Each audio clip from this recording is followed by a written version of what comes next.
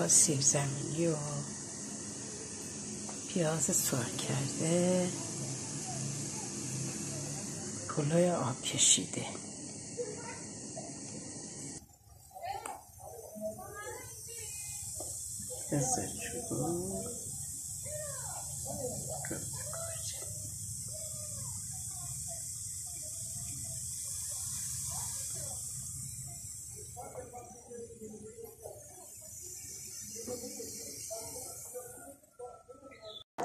همزمان جنگل‌های اسرائیل چندین سایت متعلق به حزب‌الله در جنوب لبنان را هدف قرار داده است.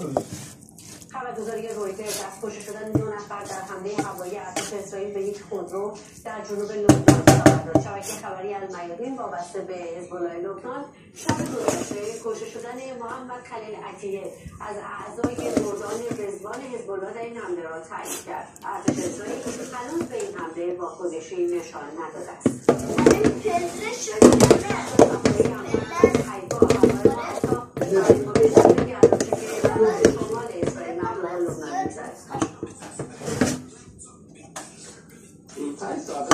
اینطور شروع بکنم 7 ماه پیش وقتی که من در اینجا در